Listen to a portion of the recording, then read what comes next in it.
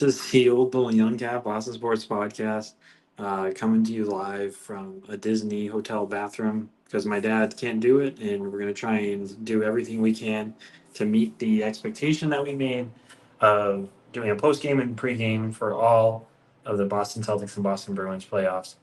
So I have the honor of doing one for the team that did not stink it up in the last couple days, and that's this version of the Boston Celtics.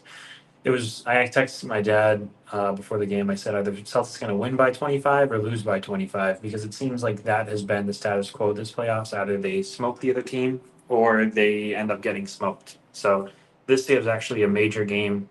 There's a lot of interesting stats around this win.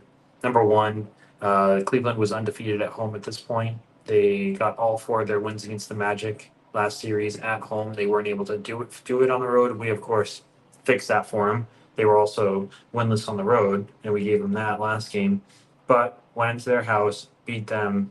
Once again, my dad said Mitchell plays a hell of a game, just like he did game one. And as long as they're, rotational players and not shooting outside of their minds, which is exactly what they did in game two, very similar to what we saw against the Miami Heat. We had players who were shooting for averages. They just have no business shooting. This game, Okoro came back down to earth. Dean Wade came back down to earth. Struess, Levert, all these guys played like the player they are, not the player, you know, prime Jordan and prime Curry. So big help for us. Also, uh, this was the first home loss the Cavaliers have had since February with Donovan Mitchell on their roster. Now, Donovan Mitchell did miss a lot of time, so that stat is kind of skewed, but they have not lost at home with Donovan Mitchell since February. It was a game against the 76ers. So giving them this loss was actually huge, I think, for our confidence and a punch in their confidence as well. Um, Otherwise, I really like the fact that Derek White kind of got his legs under him again in the second half. He made two huge threes in that 14-0 start. We need Derek White to get back to, you know, expecting him to be, you know, white hot Derek White is a bit real unrealistic. We shouldn't expect 30 plus point games from him every game, but we want him to be that, hit the open three clutch player that he's been for us for the last, season and a half, 2 seasons. And he did that, and it really helps to get some separation in the in that kind of early third quarter, and we really never gave that up. The only reason it got even remotely close was because uh, for some reason we went back to ISO ball, and Tatum and Brown really were trying to, dribble much more than necessary, and they almost dribbled away our lead. And once we got the ball movement going, everything changed. We were able to get some nice twos. I think the guys needed to realize we didn't need to beat these guys by 30 or 40. We just needed to go shot for shot with them. And the only way we were making shots is by ball movement. There was one point in particular where Tatum passed the ball to Drew Holiday. When he passed the ball to Drew Holiday, uh, Tatum kind of looked like he wanted to walk up the court. Drew said no way and booked it. Took the ball, pushed it up the court. Great ball movement all around. I think the ball touched every point of the 3 point line. Both corners, top of the key, and finally we got a nice two out of it. So I don't know what this team does in the film room, but I think it's pretty clear just from the untrained eye. I'm not a basketball savant. When we move the ball, good things happen. When we, pass the ball to Tatum and Brown and they end up being ball stoppers, we screw ourselves, we blow leads.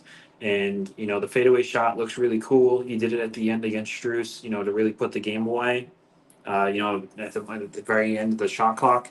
But that should not have been necessary if we just generated some layups. If we ran some pick and rolls, ran some plays, got other guys involved, because this roster's deep and there's no reason Tatum needs to win the game for us late when we got guys like Drew Holiday and Derek White.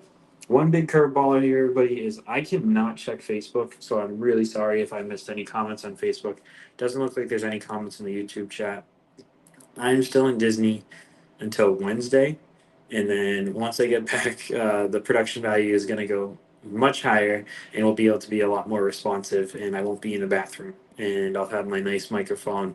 I don't even know if you guys can hear me. I can't do like a sound check. This might just be, a 5.5 minute, lip reading, bad lip reading, but we'll see. I don't know what my dad's doing. Maybe he's got like some weird over 70 pickleball tournament that he's playing in. If you are playing in that tournament, Dad, don't break a hip.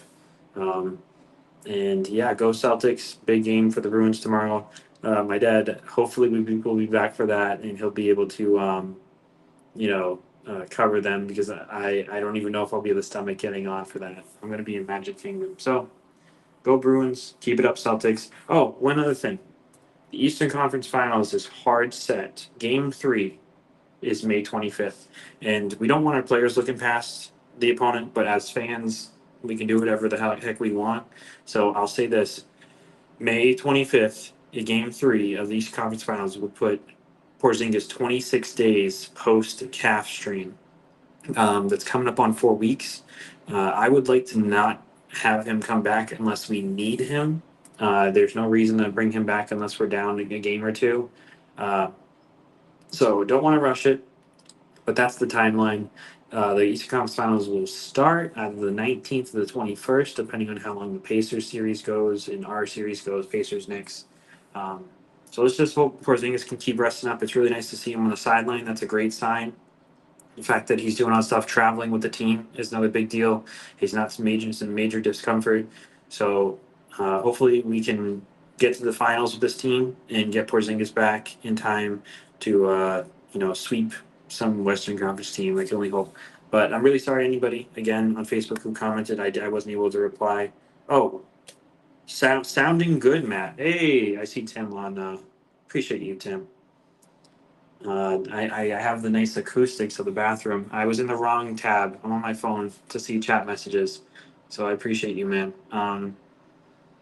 Yeah, let's go bees tomorrow. There's going to be so much to say about that, so I won't drown on about that. Thanks for anybody who tuned in. Thanks to anybody who watches the video, and we'll be back here on the Celtics in 2.